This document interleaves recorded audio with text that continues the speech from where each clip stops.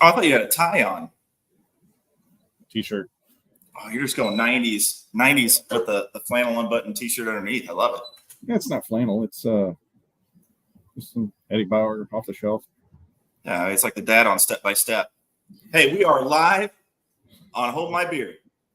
Hey, you know we've been talking a lot, me and Tony, of course, because we work together now. But you know, it's kind of funny to see all the different, and it's crazy because it's not just it's everybody, right? I talked to the other day when we were talking to people about a couple of shipments. It was Chris Jolly I was on the phone with, Jason Rabin, Matt Dahl, a lot of those guys.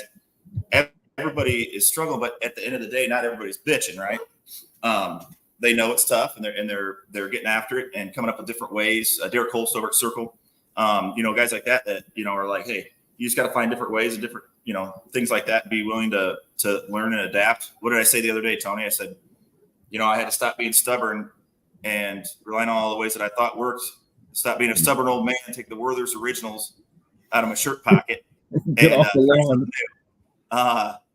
But it's true. So, and there's not a better case than Tony. And when it comes down to it, does everybody want to share their story? No, but what was it yesterday? He put out a post that got a lot of it, a lot of reaction with a lot of people's support, but that kind of mentioned a little bit of what he's gone through. 15 years as a driver, 15 years as a shipper. And I told him from the beginning, I said, the hardest part when you get good at sales or good at this industry in general is just get someone to listen to you. Like if I could just get in front of that person and explain what I know, what I can do, and how it all works, and what I can do and how I do it, and then get a chance to do it, it's golden. But the difference is setting yourself apart. And let's start there and just kind of give a roundabout idea of we already kind of know the story of why you switched. What you like about McClay's, how that all works out and everything like that. But, I think a lot of people, and I've always been interested too, just following here, working with it is, the stuff that you're running from on a day-to-day thing that is more frustrating to you that you thought that you wouldn't really have to deal with, and how you've overcome or how you're trying to overcome some. All right. Well, that's a long story. There's a long list of frustrations. Before I used to have this, I would block everybody. I wouldn't take calls. I didn't listen to the DMs. They called my cell phone. I mean, it was inundated as a shipper, inundated with people reaching out, trying to do business with me. And then when I flipped over to this side, I'm like, oh man, I got, huge following on LinkedIn for whatever reason, because I'm genuine and real about it. And that, and I really thought it would just translate into immediate, oh yeah, one of us. And that's been exactly dead wrong. And I'm willing to say, man, I was wrong. And I don't underappreciate the terrible reach outs that I got. I still am disgusted by how boring and irrelevant most of them are. But I find it really difficult to say something that isn't one of those emails that I've read a million times. I type up an original email and I look at it and I'm like, oh my gosh, this is everything I've ever gotten and a bucket of chicken. And, they're never going to read this far. They're never going to read this. Yeah. Yep. Then I just, I go back to the drawing board. I thought that there'd be a reception from somebody who sat in their seat, who understands, how to load a truck, how to floor load a truck, how to, weight distribution in a box truck. When you only have when I was shipping steel, we would have skidded coils there's only 4 in the front and 5 in the rear, or 5 in the front and 4 in the rear, or whatever, what that weight distribution and blocking and bracing inside a truck where you have a gap between the front half and the back half to get the axle weights right. Somebody who literally understands trucking, I've got about 2 million miles. I've hauled live animals, end dump, belly dump. Oh yeah, we're on the road, and you're yelling at a guy because he didn't slide his tandems when he was pulling out or something. Yeah, that drives me up the wall, man. When you don't slide your tandems all the way back in a dry van, the back of the trailer and the dock meet like this, and then when you go down, that plate that goes up and folds like this it's like quarter half-inch steel, and it's on a hinge. And when it goes up like this, it can't bend down and make that transition, and it literally rips the welds off the hinge.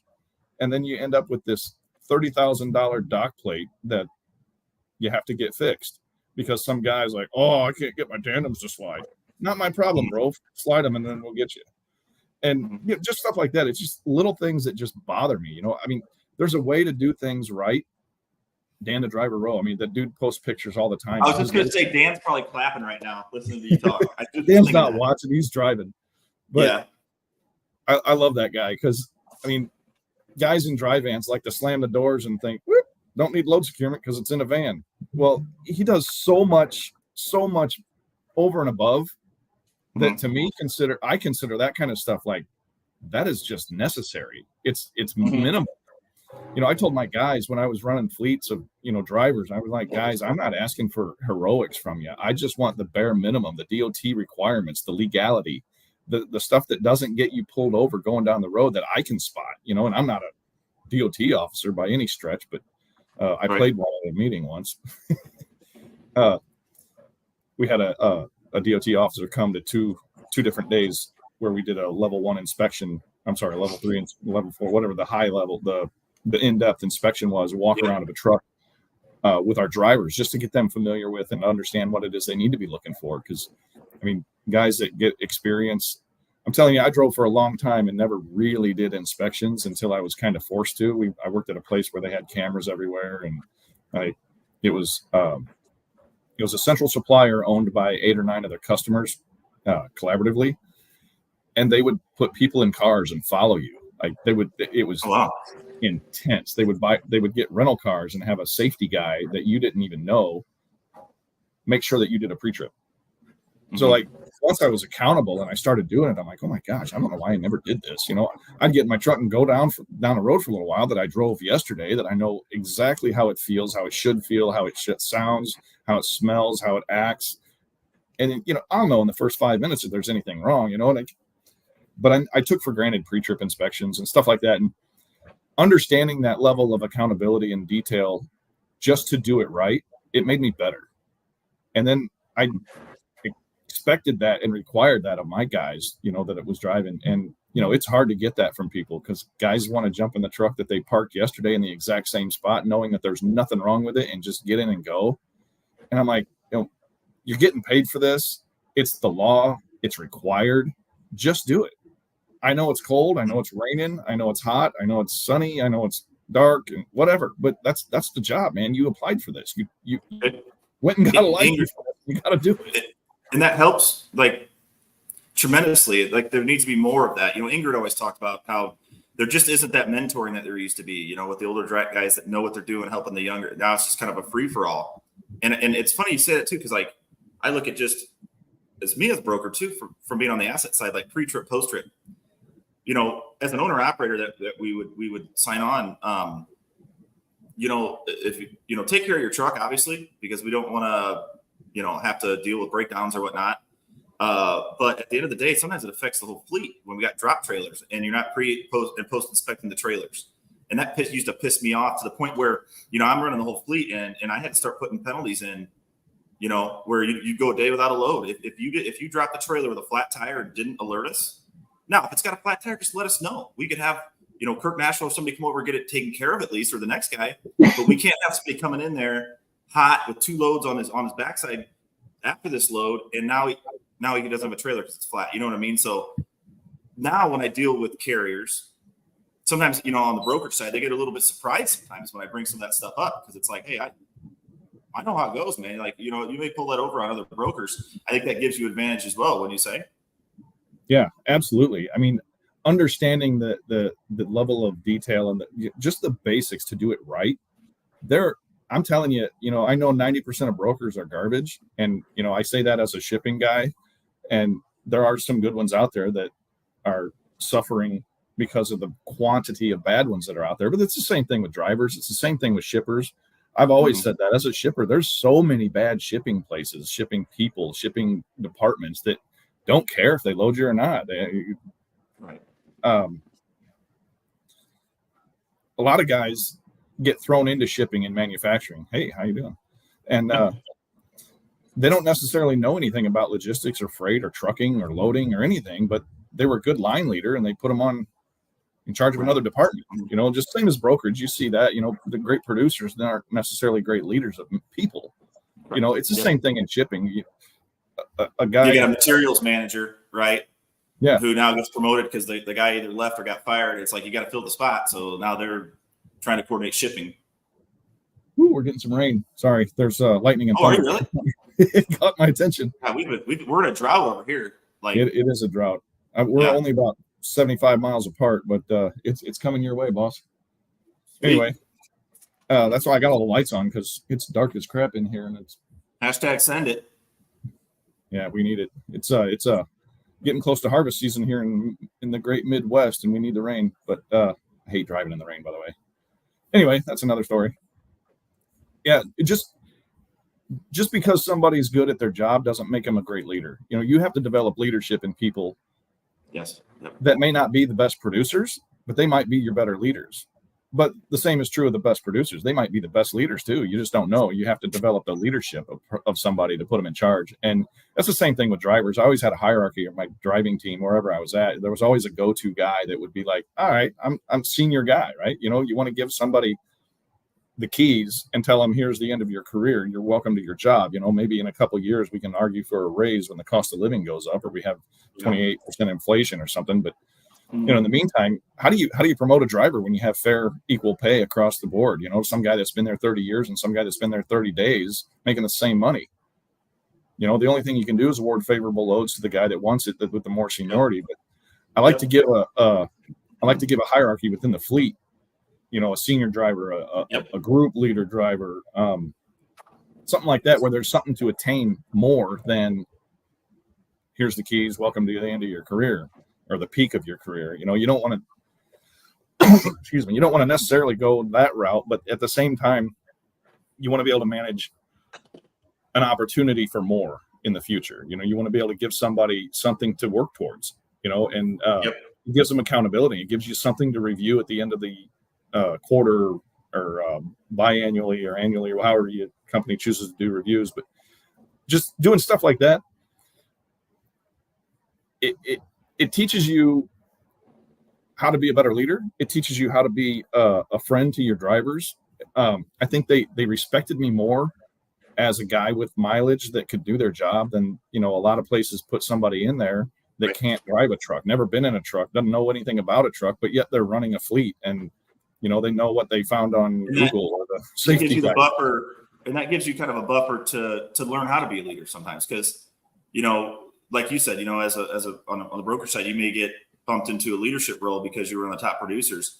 And what really helped me coming up through was that I was one of the top producers. And so when you start someone, you could come into a new company and people may know who you are or what you've done or whatever, but like when you start with one and you were probably there before a lot of people that came in, and then the people that are still there, who have been there longer, as you get promoted, knew exactly what you did and how you did things when you're on, when you're walking through the office and you've trained or worked with almost everybody there. And then the people that are now kind of leaders on the floor, at least, are the senior brokers, know who you are and what you've done, right? You may have trained them. That goes a long way. And you've got a little bit of a buffer because they know the miles or the loads that you've done. It gives you a little bit of a buffer to be a leader. But how do you get that? How do you get that to translate over to to the broker side and to prospecting? And have you had a chance to really talk to many shippers about that? So that's the deal. I don't a cold call. I know Jolly does this all the time, and he spends a certain amount of time every day cold calling, and that's awesome. And I've always thought the cold call was dead, but people like him are proving me wrong again.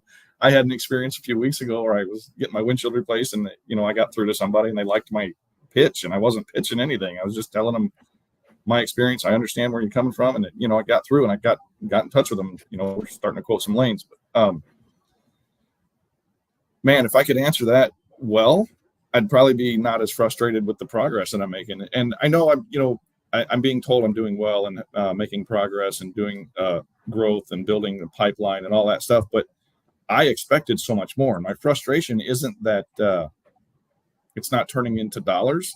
My frustration is that I can't get a hold of the right guy at the right place at the right time to tell them that I know what I'm talking about, to tell them that I care about every freaking load, because I understand that their job is on the line when they trust me with that load. I understand that it's not a volume over multiple accounts that's going to get my commission next month or whatever they, however people pay brokers or whatever. But I truly care about loads. I want every freaking load to be perfect. And I know they're not, but I also know how to handle it. Hashtag. Had to throw that in there for you. But getting a hold of that person that can make that decision and make that call has been incredibly frustrating. There's tools out there to do that, and we're making use of a lot of those. But getting in front of somebody, I've had a little bit of luck just showing up at the dock. I was going to get to that. I like to just show up and walk in and act like I'm got a lot of back success the dock. there. I remember talking to Luis Claudio when he was, starting his own thing, and he was like, "Oh, I gave him a lead to get a hold of the guy," and he's like, email, he's like, he said he wasn't interested in everything, and I'm like, well, what did the email say? And he told me, and then he's like, then it said Luis Claudio with, the name of his company. I'm like, you just blended in with everybody. I said, get in your truck, bobtail over, leave it running, park it right up front, get out, go and shake the guy's hand. I go, it's a whole different thing. And I think you've seen a lot of success with that. And talking to Jolly the other day on the phone, he said, really, honestly, he pushes cold calls just like anybody does, because they do work and they should work, right? But at the end of the day, he said, really right now, the main thing you can do is go in person and show up on the door, knock, and talk to them, because that gives you some insights on, it's not just the decision maker. It's not just the shipper. If you have a relationship with somebody, maybe they're hamstrung, their hands are tied. They can't, you were talking to somebody the other day and they had to pull you aside and be like, hey, I want to set you up, our owners, involved and this and that. There's just certain things there's dynamics there that you may not know about unless you go and get in front of them. They don't want to describe that to you over email or over the phone, but when you're right there in person, they're willing to do it. They'll tell you stuff that you don't even ask when you show up and you're there. Yeah. I had somebody tell me one time that, and the boss is a jerk, and he likes to yell at people. Well, I've had that a lot of times, actually, as a driver, as a shipper, as a broker. And it's funny because nobody wants to tell you that their boss is a jerk. It's great when you hear that, because you're at least building a level of trust. And, again, we talk about relationships in this business, and showing up makes you a person. An email makes you a spam filter, man. And I'm a firm believer and proponent of showing up and becoming one of those people that shows up in person and being there. Because if I can talk to somebody, I can tell them, just looking at the dock, looking at their operation, I can tell them what they need to know right then and there, because I've been on the driver's side and I've been on the shipper side in an environment that is incredibly similar to whatever it is that they're shipping. And getting in front of the right person and in person is huge. And I know that will come in time, and I'm learning. And what happens when you do, so you got to look at so I always told you, when I set up an account, I like to go see the docks. I came up to you there when you were at Patrick, and you kind of saw how I approached it from a brokerage side. You gave me a tour of the plant, but then what do? Pull me into the office. There's your VP, right? There's the other shipping manager there, right? And you get those opportunities to sit in front of all three of them, shoot the shit, and let them understand and realize, really, when we went to Montpelier and talked with, one of my customers there, they're opening up about all this inbound stuff that nobody knew about, just things like that, right? That they don't normally come out and tell you. They tell you in an email that it's all customer routed freight, and you show up and they tell you all about their expedites and their inbound and all the stuff that they do. If it's all customer routed freight, you don't need a shipping guy. Mm-hmm. Yep. You need a loader. Why do you think, if you really think about it this way, who was I talking to the other day? And they brought up a great point, was, why do you think, as everything has changed from a lot of, to be efficient, a lot of things have changed from in person to either Zoom or calls or whatever it is, because of the technology. Therapy, there's things that they say work, but it's still one industry that is still in person because people open up more when you're in person. Yeah, the technology is great for efficiency and lead Right. generation and tracking and all of the, the cool stuff that we're able to do with it. But at the end of the day, people buy from people they trust. People buy from people they like. People buy from people that they can sense, understand their situation, that they can relate to. And at the end of the day, I mean, you can have an RFQ and be awarded lanes and all that, but you're not going to get that lane because the dude making that decision isn't necessarily going to pick the best cost. I've been that guy. I don't always pick the best cost because I pick the guy I know is going to cover me. I'm trusting you with my job, and I'm going to go with the guy I know is not going to make me look like a fool. Yep, I agree. And I think that's where, these are conversations. And my point to, hey, just by the way, sometimes my screen goes, like my actual video goes off for like 5 seconds or something. I'm still here. But I'm not sure. I'm changing internet providers or going to whatever. Anyways, my point has always been like, whether it's an email or a call, it's short and sweet to the point, right? Something that catches your attention, but your whole goal isn't to sell right then. It's to set up a chance to either get in person or get on a call in which you can have time to go into these details and do these types of things. And I watched a thing the other day. It just popped up, those shorts. There's this woman. She was just doing. She was like, "Hey, go do some cold calls." And she goes, "I always preached, 9 before 9 and 5 after 5." She's like, it's 5 o'clock right now. I'm going to do 5 cold calls. Her first one, but her main thing though, that I'm not saying I agree with that because she was in a different industry, but I think it was more recruiting. But the point was that when she got a hold of them, it was like, hey, you catch them when they're leaving work or whatever it is, they're busy. Just like when you catch a shipper, doesn't mean if they're leaving work, they're busy. And you say, hey, didn't mean to, you're probably leaving work, I don't want to bother you, if you got 30 seconds. Really, at the end of the day, this is what I'm calling for. This is why I saw this, I saw that. And I really feel like, I saw that your VP of sales had posted that you needed some SDR help or whatever it was. I know I can bring value to that. I appreciate you taking my call right now. Would you be able to jump on a call tomorrow? What's SDR? You'll find that, I don't know, like there's like sales reps. It's a sales development. Oh, gotcha. BDR, SDR. Gotcha. Yeah. Like, so the VP of operations or sales had posted that they were looking to hire 6 people or something like that. So she got a hold of like the decision maker and was like, hey, I totally appreciate you. Like, I know you're busy. Don't want to bother you because I got things I got to do too. Can we set up a call for, tomorrow afternoon or Friday? I'm really flexible. And, that way we can enjoy our evening. But, I could talk a little bit more. I think it brings some value. And then, the woman said yes. And then she said, okay, well, I have your email. Can I get the VP's email? We can add him in too. I'll send him the invite. And so it was like quick and easy. It's just like, this is why I'm calling. This is why I know I can bring value. You leave it at that. They're interested enough. And then let's set up a different time.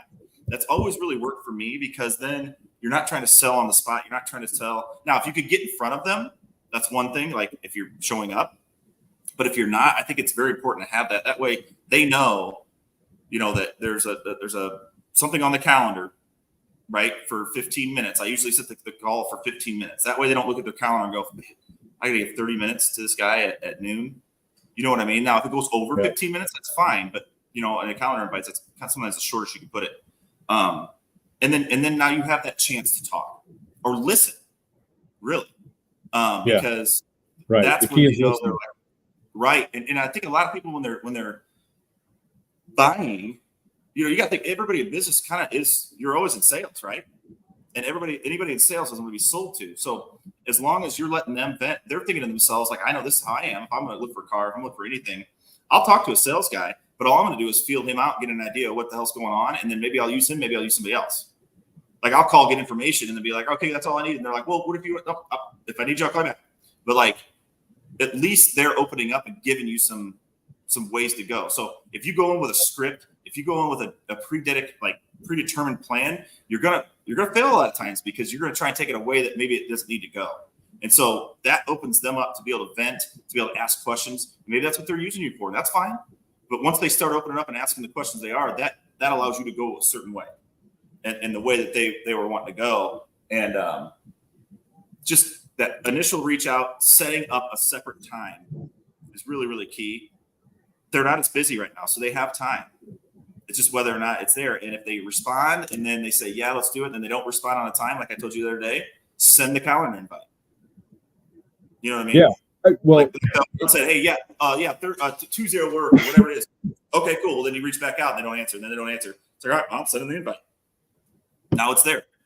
When you get in front of somebody, and as a shipping guy, I always liked the guys that took notes. For some reason, that meant like it triggered the fact that maybe they care.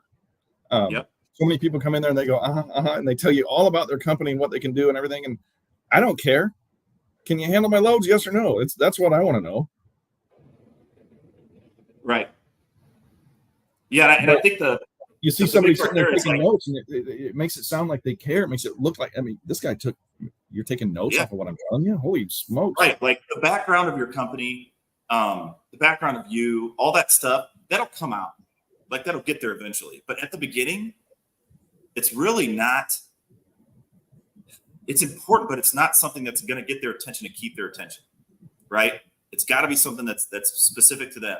What do they care about? Their loads, right? Yeah. Then as you get the conversation going, then now that they're interested, and then you go into the background of your company, the background of what you do and what you know and everything. Now also, now they're starting to feel a connection because they're like, okay, I'm interested in what he was saying. And I kind of like now the background of how his company was started or how it was founded and how long it's been around, his experience that he's got. Okay, now I'm listening, right? But if you just lead in with that and you try to overtalk, they're just going to shut down. It's I put that post world nowadays too. That's just what it is.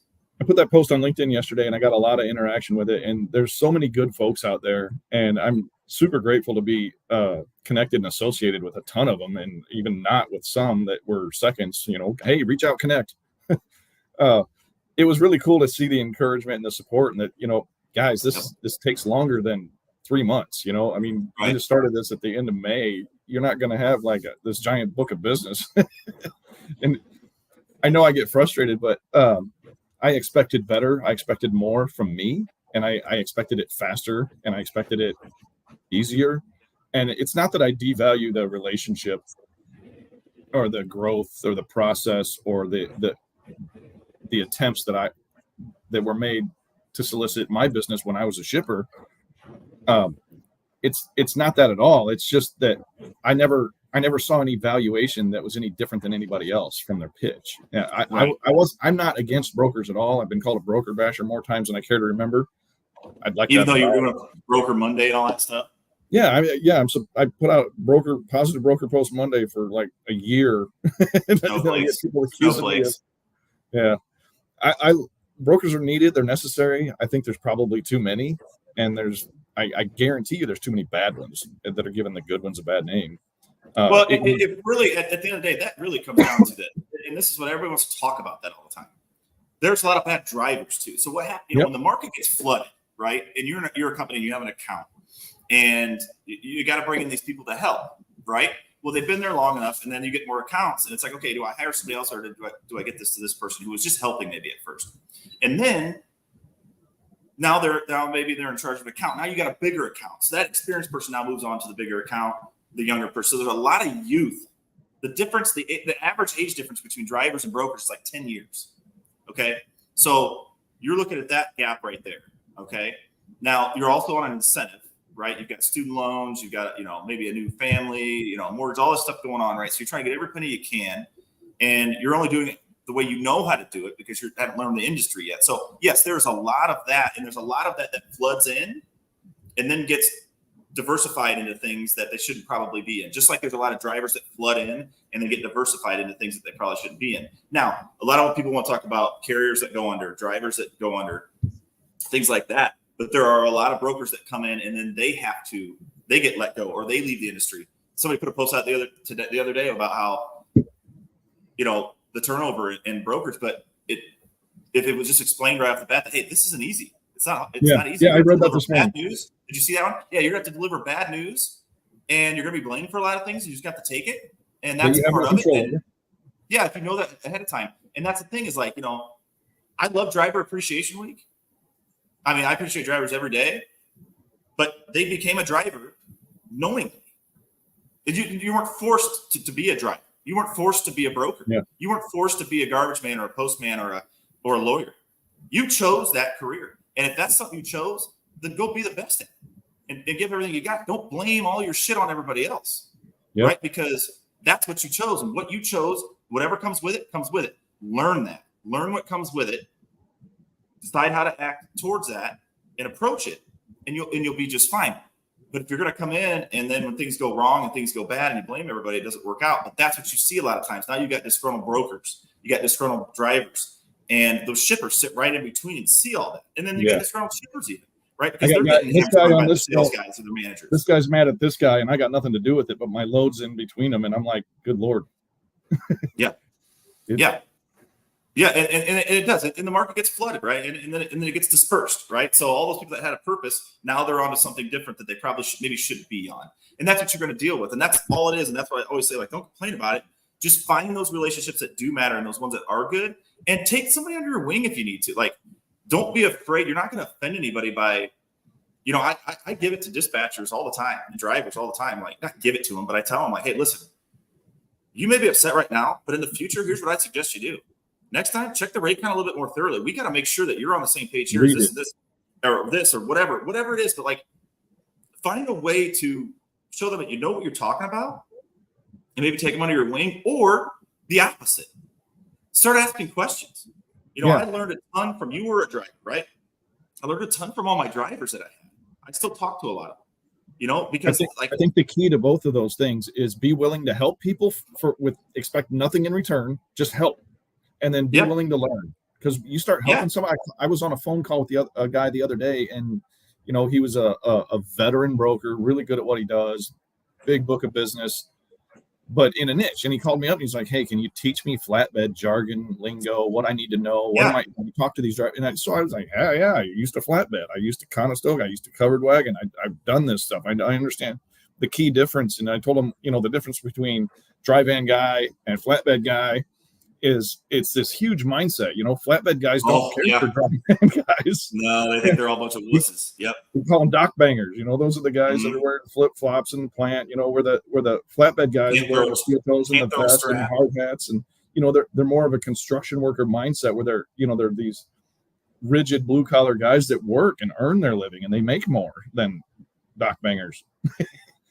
And rightfully so, because it's a lot more work, and it's rewarding, except for when the weather sucks. But it's a lot more work, and that's a great transition too. Like from sales side of, talking to Derek over at Circle the other day, talking to Chris, those guys.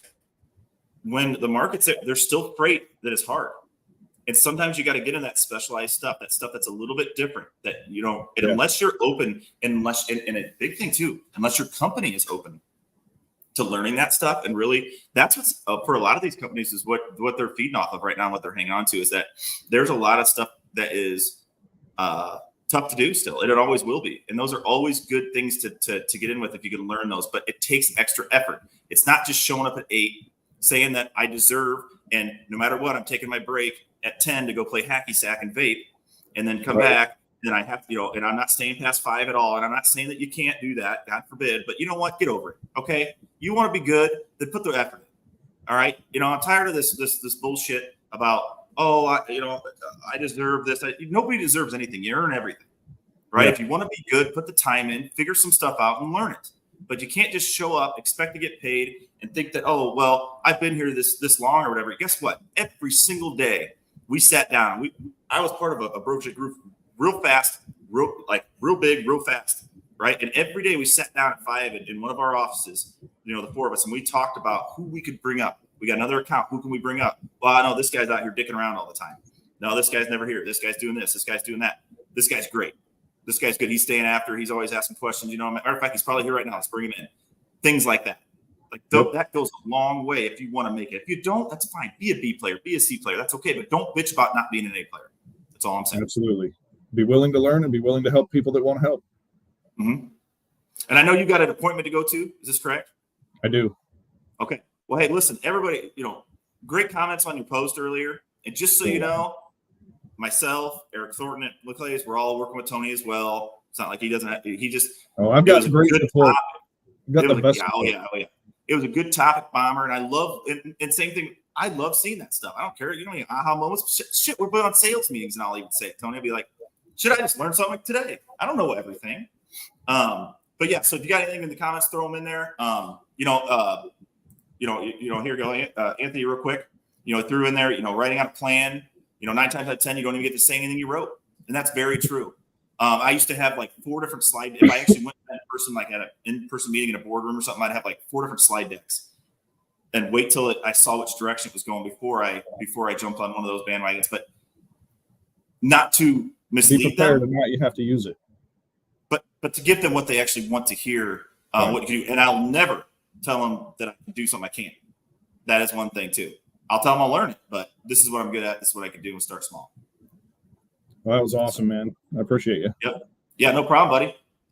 Good luck. You're getting got an appointment to go to, and then we'll reconvene next week. We got a pretty cool guest bringing on, so stick around for that. But hey, you can rewatch this on YouTube.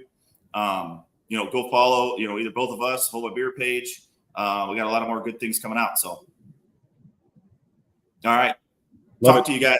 Thanks, guys.